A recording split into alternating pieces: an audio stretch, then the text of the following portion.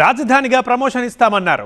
స్వయంగా నాటి ముఖ్యమంత్రే అక్కడికి మకాం మార్చుకుంటానన్నారు. అయినా సరే విశాఖ ప్రజలు మాత్రం అవేమీ వద్దనుకున్నారు. వైసీపీని కాదని ఎన్డీఏ కూటమికి పట్టం కట్టారు. అలాగని ఈ మహానగరంపై ఫ్యాన్ పార్టీ ఆశలేం వదులుకోలేదట. మళ్ళీ పట్టు పెంచుకునేందుకు ప్రయత్నాలు చేస్తోందట. అందులో భాగంగానే పశ్చిమలో మార్పులు చేర్పులు జరుగుతున్నట్లు ప్రచారం జరుగుతోంది. ఇంతకీ అవేంటో తెలుసుకుందామా? విశాఖపై ఆశలు వదలని వైసీపీ మహానగరంలో మళ్లీ పట్టు కోసం ప్రయత్నం. వెస్ట్ లో మల్ల విజయప్రసాద్ రీఎంట్రీ. మల్ల రీఎంట్రీతో అడారికి దారేది.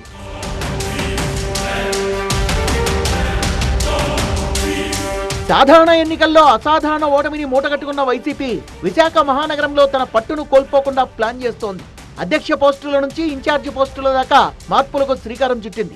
విశాఖ పశ్చిమ నియోజకవర్గంలో పోటీ చేసి ఓడిన అడారి ఆనంద్ సైలెంట్ అయిపోవడంతో మరోసారి మల్ల విజయప్రసాద్ కే పార్టీ బాధ్యతలను అప్పగించింది హైకమాండ్. పారిశ్రామిక వాడతో పాటు ఎన్ఏడి, గోపాలపట్నం, కంచరపాలెం ప్రాంతాలని కలుపుకొనుండే పశ్చిమ నియోజకవర్గం టీడీపీకి కంచుకోట.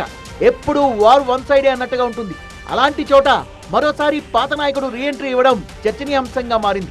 అందులోనూ పార్టీ అధికారంలో లేనప్పుడు నియోజకవర్గ బాధ్యతల్ని భుజాన వేసుకోవడం పొలిటికల్ గా ఆశ్చర్యం కలిగిస్తోంది. గతంలో వైసీపీ జిల్లా అధ్యక్షుడిగా ఉంటూ రాజకీయ పరంగా ఎన్నో ఒడిదుడుకులను ఎదుర్కొన్నారు విజయప్రసాద్.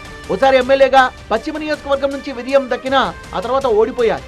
ఆయన కష్టాన్ని గుర్తించిందేమో 2019లో అధికారంలోకి రాగానే ఎడ్యుకేషన్ కార్పొరేషన్ చైర్మన్ గా నియమించింది వైసీపీ అధిష్టానం. ఈ సమయంలో ఆయన్ను పాత కేసులు వెంటాడాయి. చిట్ ఫండ్ బిజినెస్ పేరిట 36 కోట్ల రూపాయల ఆర్థిక అవకతవకలకు పాల్పడ్డారన్న ఆరోపణలతో ఒడిశా సిఐడి, క్రైమ్ బ్రాంచ్ పోలీసులు విజయప్రసాద్ అరెస్ట్ చేయడం అప్పట్లో సంచలనం రేపింది. ఆ తర్వాత విజయ్ని పార్టీ దూరం పెట్టేసింది. అయితే విజయప్రసాద్ మాత్రం పార్టీ పట్ల విధేయతతోనే కొనసాగారు.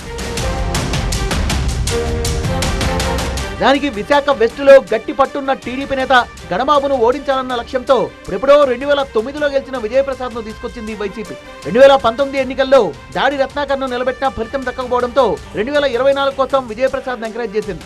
అనూహ్యంగా ఆర్థిక నేరాల ఆరోపణలతో ఆయన అరెస్ట్ అవడంతో ఆయన స్థానంలో అడారి ఆనంద్ కు అవకాశం ఇచ్చింది. అయితే ఆయన గణబాబు చేతిలో భారీ ఓట్ల తేడాతో ఓడిపోయారు. మొదటి నుంచి టీడీపీలో ఉన్న అడారి కుటుంబం 2014లో టికెట్ దక్కకపోవడంతో వైసీపీ వైపు వచ్చింది. 2014లో కుదరకపోయినా కనీసం 2019లో అయినా వైసీపీ నుంచి టికెట్ దక్కుతుందని ఆశించారు ఆనంద్. అప్పుడు కుదరకపోవడంతో మొన్నటి ఎన్నికల్లో అడారి ఆనంద్ కు పశ్చిమ నియోజకవర్గంలో అవకాశం ఇచ్చింది వైసీపీ హైకమాండ్. ఇష్టం లేని నియోజకవర్గమైనా పార్టీ ఇచ్చిన అవకాశాన్ని కాదనలేక బరిలో నిలిచిన ఆనంద్ గణబాబు చేతిలో ఘోర ఓటమిని మూటగట్టుకున్నారు. ఓటమి తర్వాత విశాఖ పశ్చిమలో అడారి ఆనంద్ కామైపోయారు. పార్టీ కార్యక్రమాలకు, క్యాడర్ కు దూరంగా ఉంటున్నారు. ఇదే అదనుగా మళ్లీ నియోజకవర్గంపై కన్నేశారు మల్ల విజయప్రసాద్. తను గురువుగా భావించే ఎమ్మెల్సీ బొత్స సత్యనారాయణ అండతో చక్రం తిప్పారు. మరోసారి పశ్చిమ ఇన్ఛార్జిగా బాధ్యతల్ని దక్కించుకున్నారు. విశాఖలో వైసీపీ రాజకీయం కొత్త మలుపు తిరిగినట్లయింది. మళ్లీ వచ్చారు సరే, మరి అక్కడున్న అడారి ఆనంద్ పరిస్థితి ఏంటన్నదే పొలిటికల్ గా చర్చనీయాంశంగా మారింది. టీడీపీ బ్యాక్గ్రౌండ్ ఉంది కాబట్టి మళ్లీ సొంత గూటికి వెళ్లేందుకు ఆనంద్ ప్రయత్నం చేస్తున్నట్టు తెలుస్తోంది. వెస్ట్ నియోజకవర్గంలో మళ్లీ వచ్చిన మళ్ళా వైసీపీకి ఎంతటి బూస్టప్ అవుతారో చూడాలి. ఘోర పరాభవం తర్వాత విశాఖపై కూడా ఆశల్ని వదులుకొని వైసీపీ అధిష్టానం తాజా వ్యూహంతో ఎంతవరకు సఫలీకృతమవుతుంది అన్నది ఆసక్తి రేపుతోంది.